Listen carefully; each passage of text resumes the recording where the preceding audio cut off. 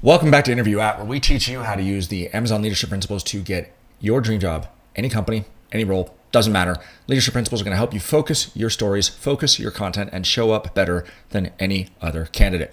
Today we have a sales operations manager, which is quite honestly a unique role. I don't get many of these, but it's interesting because there's lots of people have that role out there. But honestly, I like to chop up the interviews and share more content across a variety of roles so you can learn best how many different types of people, in terms of the way they think, the types of roles they have, etc., how they think about their problem spaces and deliver content.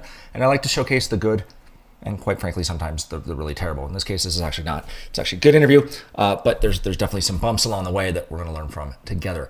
This candidate was moving from a reasonable tech company, well known in their area, we'll say in the kind of western half of the United States, but they were targeting a move to a FANG company. They'd been reached out by a recruiter, very excited to get the opportunity.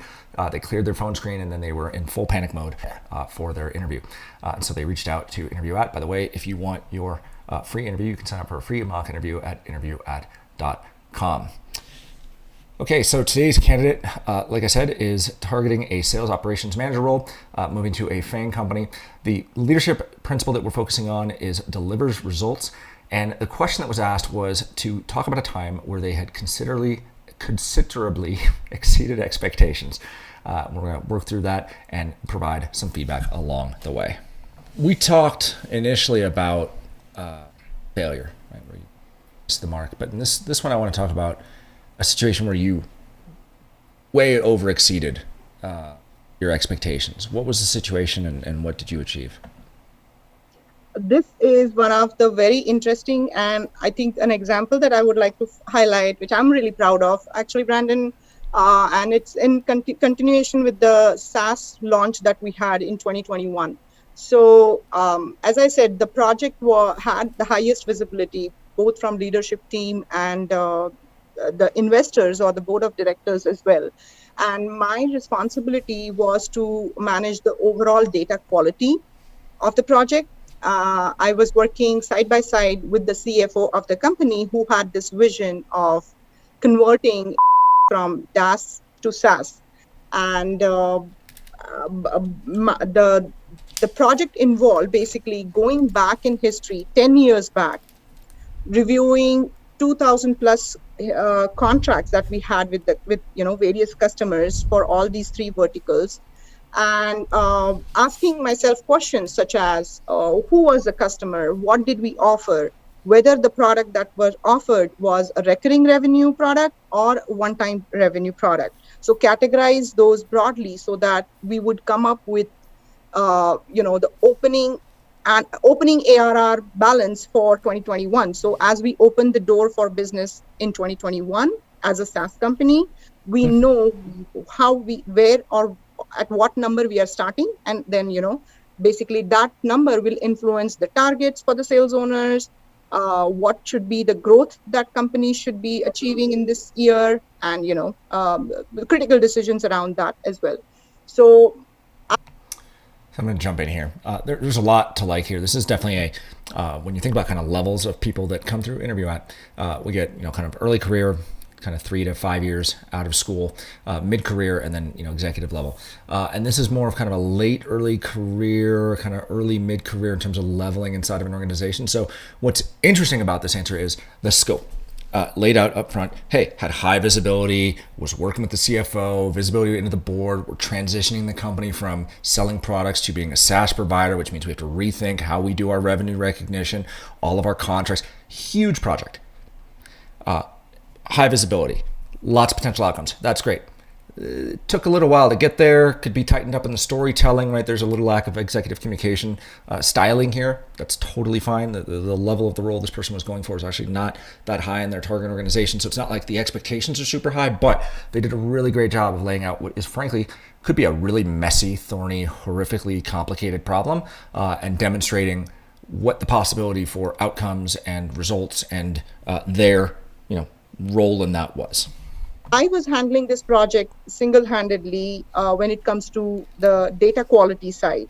And I definitely needed help from, had to cross-collaborate with finance, legal, engineering team at times to understand or to kind of connect the connect the missing pieces of the puzzle, because not all the historical information was available on Salesforce.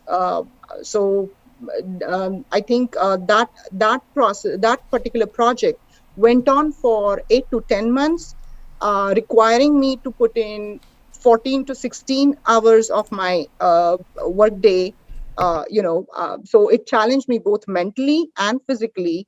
When I say mentally, the reason being, a lot of the things were not known to me. I learned it on the fly based on my discussions, brainstorming with the experts in the company, as well as going outside in the external resources like LinkedIn, sales operations group, or talking with the companies who are going through this type of transformation by themselves.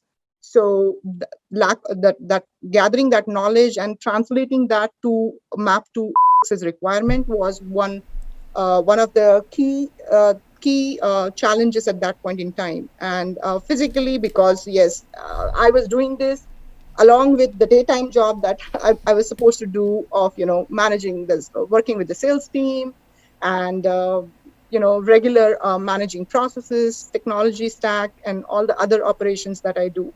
So yeah, part of fast forward couple of months, I want to say.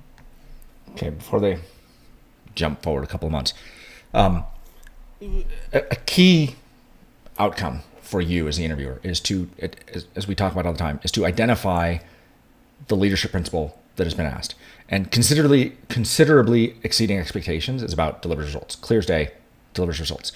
What I like about what this candidate is doing, and it's not entirely clear yet from the answer whether or not they understand it's delivers results, but what they are doing is talking about a big project, setting themselves up for delivering on that. So that's a good sign that they understand what leadership principle is being targeted. But they're also focusing on earns trust. Right? They're kind of outlining the how do I work with people, collaboration, building the trust over time. Look at all these people I had to coordinate with and work collaboratively. So that's a way to augment your answer and present better, because you understand this is what I'm being asked about, but let me talk about how I work in a holistic way. That we did launch on time. We were able to identify top key metrics that now we do track. So the way we do sales forecasting now has completely changed. And I also got ACE award for my input and quality output, and as well as cost effectiveness for this particular project. So you talked a little bit before I go there. If you're going to name an award, it's cool that she won an award. Give a little bit of context. I mean, ACE award could mean any number of things. It could stand for something for awesomeness and community engineering. I just made that up. But if you're going to name an award that you won, try to just give it a one sentence as like why the award exists or who normally gets the award. Is it for the best sales operations manager in the company, or is it for the top 2% of employees in the company? Wildly different things. One is clearly more impressive than the other. So it helps if you're going to name the award, kind of give it a little bit of context. About the challenges working with the other teams, but you weren't very specific. Can you give me just a bit more details on what the challenges were? Sure. So when it came to historical data, not all information was available in Salesforce, right? So if you go back in history to 10 years or 8 years, the data in Salesforce may not be clearly defined. So we don't know whether the customer is, which is the customer, or whether they are a direct customer or a customer through a reseller or a partner. We didn't know. I didn't know what products we had offered. Having changed the product names and price books several times since then, it was really not clear in terms of what was the product offer and whether that product was part of subscription versus one time. So it's more like a NRE or a setup fee kind of a revenue versus a recurring revenue, which is what will contribute to the ARR reporting, right, going forward. Yep. So missing information, for sure, missing information or incomplete information, having wrong data was also at times, and also automation around that. Going through 2,000 plus records line by line and basically reviewing the contract reviewing the billings information from finance from all three different systems, and then mapping those numbers in Salesforce was a very tedious task. If there was no automation done, this would have taken even longer time for a 1 or a 2-person's team, and then it could have impacted the timeline, which was definitely not in, a trade-off that we wanted to do. So those were a couple of challenges, high-level challenges that I faced during the process here. So consider all of the outcomes from this work experience. What stands out as your most significant learning? I definitely learned a lot about myself. I would say how result-driven I am. When I take ownership about a project, about any project, I definitely, make sure to go above and beyond and deliver those results. But at the same time, I learned a lot about the concepts itself, SaaS methodology, and what is important from investors' point of view versus the internal users' point of view. So how the leadership team thinks strategically when it comes to making decisions like transitioning into a different business model. That was a very huge learning.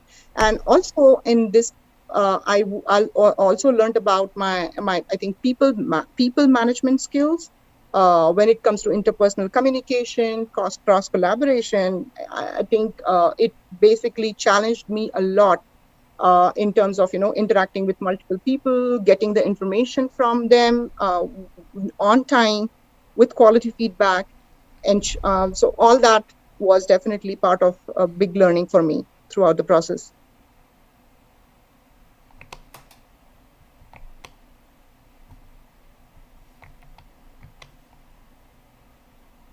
Yeah, okay.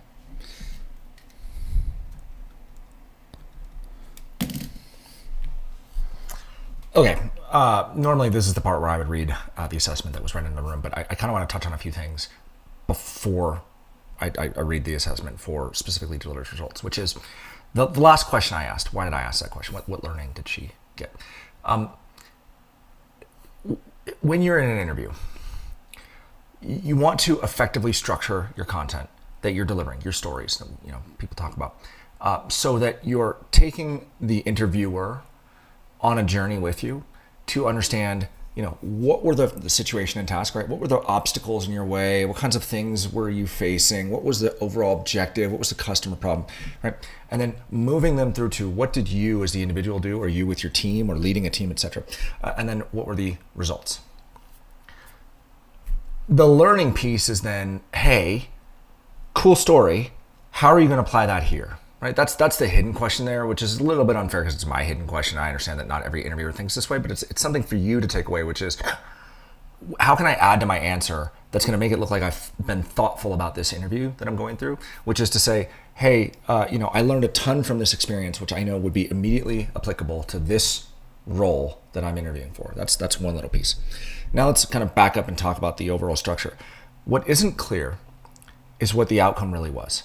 Right? Because the candidate actually did a great job of hooking me as an interviewer with this difficult project, which is, hey, we're transitioning a company from selling products to selling SaaS service. And part of that requires accounting changes, revenue recognition changes, how we compensate salespeople. There's a bunch of kind of operations, this is Operations Sales Manager, operations related things that need to be addressed. But I don't actually know what happened. I don't know what the metrics were. I don't know how they measured success. I don't know what the timelines were. I don't know any of that.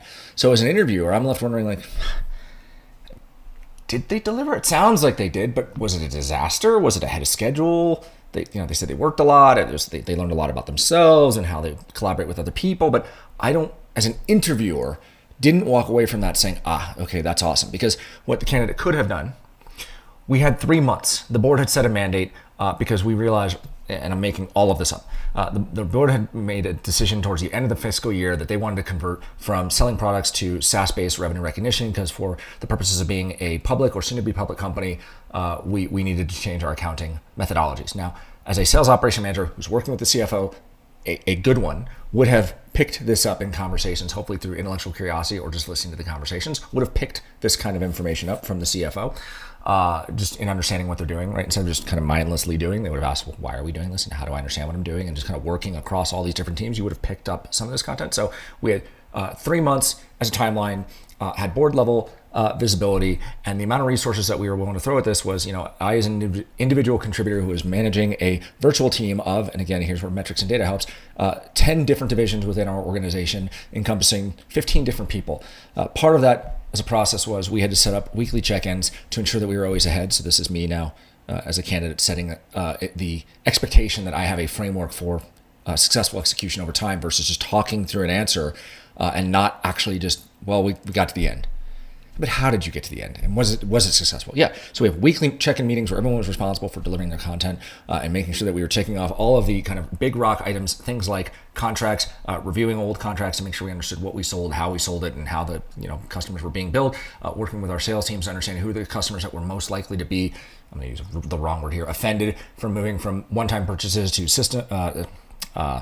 Services sales and selling them a SaaS service over time, and we're billing them monthly, et cetera, where is that going to cause problems, to working with our sales managers to understanding, hey, how are their expectations going to change on how they're getting paid, and then working with the CFO to realign our compensation packages, and this changed how we paid out, and cash requirements went from X to Y. There's a rich set of content that could have been pulled into this answer. I'm not saying you have to cover all of that, but a rich set of content that could have been pulled into this answer that really would have made it seem much more real and much more that this person was driving, or at least partially driving, and not merely a passenger. But even if you're a passenger, you can pull in some of this content from here's what I heard, here's what I heard, here's what I heard, right? So that was all kind of missing from this that would have made it just a fantastic answer. But again, this person was targeting the role level that they're targeting, and their target company just wasn't that. It wasn't a senior executive position. It wasn't even a mid-level executive position. It was more of a kind of early career position. So I didn't hold them accountable for that, but I know that there's people that watch these videos are like, okay, but what would you have done? How can I do it better? What else can I add to it? Or that person's more junior than me. How can I make this relevant for me? So that's where all that came from. So here is the assessment that was read into the that I would have read into the room for this candidate, specific to delivers results. There's a difference between working hard over a long period of time and persevering to achieve unreasonable expectations and establishing a reasonable endpoint for a project and delivering beyond those expectations. Right? One is rooted in management team philosophy and culture. The other is in the candidate's ability to manage projects in a dynamic organization. The candidate demonstrated throughout the interview that they can deliver results. The concern which arose from this answer block and other clues was whether or not the candidate has the distinct ability to define the correct results or properly set boundary conditions to manage other teams, right? To managers and other teams, sorry. So that's another key element here was it didn't really land. And again, given the more junior role, it's entirely possible they were just a passenger and they were doing what they were told. Totally fine. But it's a concern point where you're looking at this candidate and saying, can they grow in the role? Do they have the ability to set the boundary conditions for victory and then over deliver, right? Considerably exceed those expectations. I was left listening to this answer, not knowing how this person considerably exceeded what expectations. What were the expectations?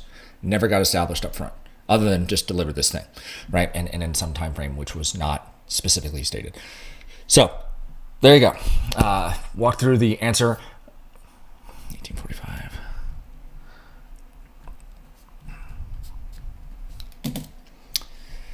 Okay, so hopefully you found that content useful. This is a nice little deep dive into delivers results as a leadership principle, but a role that I don't normally get, which is the sales operations manager. If this content was useful for you, go ahead and click that like button. I definitely appreciate it. If it's been useful for you over time, and if this is not the first time you're seeing me, hey, look, click that subscribe button. I do put out weekly content trying to make you hopefully better when you interview, but also more effective when you interview other candidates. So you can think about how senior executives think about candidates, what they're looking for, why I ask the questions I do, etc. And so hopefully you can learn as we go.